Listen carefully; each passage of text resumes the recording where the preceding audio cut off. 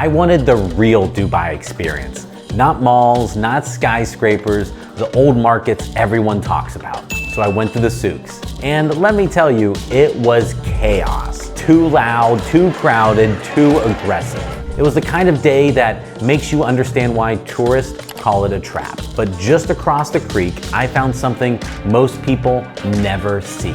The Al Fahid historical neighborhood. Peaceful, authentic, and that perfect escape from the madness. This is the day I learned the hard way, that the best part of Dubai isn't the souk market. If you've ever wanted to see organized chaos in motion, just take the Dubai Metro during rush hour. I started my day there trying to figure out how to get from modern Dubai to the old part of the city. And I've got to say, the Dubai Metro is both incredible and overwhelming. Everything looks spotless and futuristic. Shiny stations, digital screens, air conditioning platforms, and even a gold class cabin for premium passengers. But the crowd's unreal. It's like being in an airport terminal that never ends. People rushing in every direction, announcements in 3 different languages, and ticketing machines that look like spaceship controls. I stood there with my card in hand, pretending I knew what I was doing, trying not to block the locals who clearly did know what they were doing. Eventually, I made it on board, crammed shoulder to shoulder, very little personal space. But honestly, it was still smoother than the New York City subway on its best day. And what I love, looking out the window as the skyline slowly disappeared. You go from futuristic skyscrapers and supercars to smaller, older neighborhoods. Almost like watching Dubai rewind in time. When I got off the metro and stepped into the Al Fahid historic neighborhood, it's like everything had changed. There's still traffic and honking, but no glass towers, no giant skyscrapers, just really narrow alleys and an older town. Everything looked older. The buildings, the streets, the cars, it looked like people actually live here and it wasn't 100% tourist like the rest of modern Dubai. This part of Dubai is hundreds of years old. One of the last places that shows what life was like before oil and skyscrapers. I passed a lot of local markets where they were selling Arabic coffee and dates, regular pharmacies and clothing stores. The air smelled like sand in a peaceful way that any modern city does. I didn't feel unsafe, but I definitely felt like I wasn't in the tourist-only section of town. I forgot I was in the same Dubai that has the Burj Khalifa. It felt authentic here, but I didn't realize what was waiting for me on the other side. It felt authentic here. Crossing into the spice souk was like walking straight into sensory overload. Every few feet, someone was calling out to me, "Brother, brother, my friend, where are you from? Where are you from? You want a good price? Just look, come into my store, come into my store." The energy was wild. You can't just browse here quietly. The moment you stop to admire something, 3 people are already trying to sell it to you. I was looking around and there seemed to be more than there were tourists trying to buy stuff. So it was crowded, but not crowded with buyers. It was more crowded with sellers. Kind of like they scared all the buyers away. I try to be polite, but it's exhausting. They follow you, they talk over you, and somehow they all swear they have the original or the best. There's a fine line between being friendly and being relentless, and Old Dubai walks that line proudly. But here's the thing, visually, it's beautiful. Pyramids of saffron, colorful herbs, rose petals, frankincense, just burning in the air. You're surrounded by color and smell. It's chaotic, but cinematic. Then I wandered into the Old Souk, and that's when things really escalated. The shop windows are insane. Walls of 24 karat gold jewelry that look like they belonged on royalty. Bracelets thicker than your own wrist. Entire dresses made of gold. Necklaces that weigh more than my camera. It's dazzling and a little intimidating. Every store owner is convinced you're about to buy something, and every sentence starts with, "My friend, best price for you, where are you from?" Next to it, the Perfume souk added yet another layer to the chaos. Imagine dozens of people all spraying different fragrances in the air. The whole street smells like someone exploded a luxury perfume counter. Everyone promises this is the authentic smell, but after the fifth sample, you lose all sense of smell, and at that point, you're not even shopping anymore, you're surviving. After all that, I wanted to slow things down, do something traditional. So I went to the Dubai Creek to take on an Abra, one of those old wooden boats that locals have used for centuries to cross the water.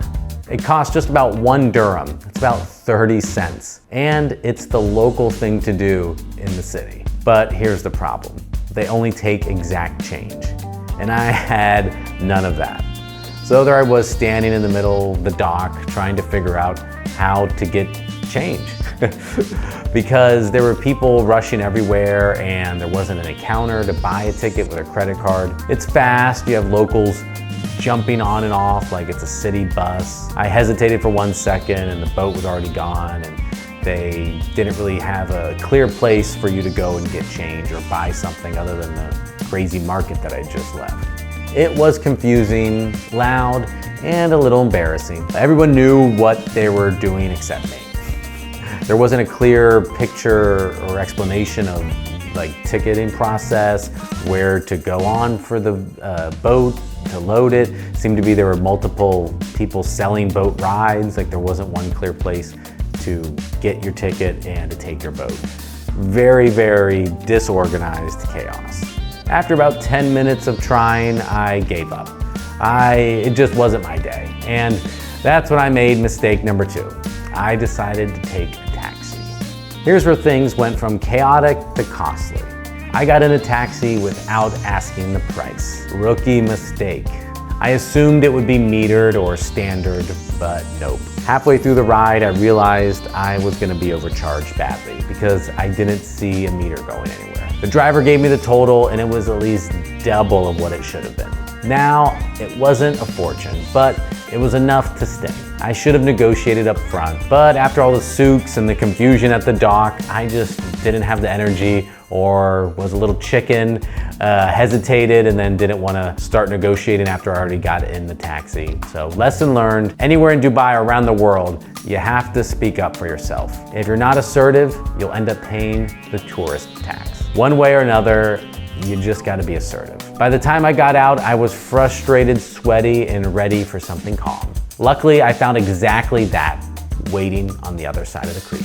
Whenever you're getting a taxi, whenever someone comes up to you asking if you want a taxi, you probably shouldn't take that taxi because they're gonna overcharge you. So what ended up happening was I needed a taxi and a guy asked me and I said yes. So he found a luxury taxi, not just a regular taxi. And since I didn't negotiate the price, they were able to just charge me whatever because I didn't even know the price until I actually ended at my destination. So lesson learned, always negotiate ahead of time. I ended up at the Al Fahid historic neighborhood. After all the chaos of the souk markets, it felt like a deep, deep breath of relief. I found a quiet courtyard cafe surrounded by sand-colored walls and palm trees with the faint sound of the call of the Muslim prayer in the distance. I ordered a traditional Emirati meal and just sat there for a while, enjoying the world and enjoying the view, enjoying the weather, which was nice because it was covered. But this whole neighborhood has a lot of the same shops and restaurants as the souks, but the temperature was toned down a little bit in terms of the aggressiveness on the sales and the vibe. It's less chaotic, yeah, definitely more touristy, but a lot calmer, slower, and more enjoyable. Then I noticed a sign that said camel milk ice cream. And I thought, why not? I've never had that before. It was creamy, sweet, a little salty, but somehow the perfect summary of the whole day. Weird, surprising, and completely unforgettable. From the metro chaos to the souk overload, the failed boat ride, and the overpriced taxi, it wasn't the easiest day, but it was real, and honestly, that's what I love about traveling.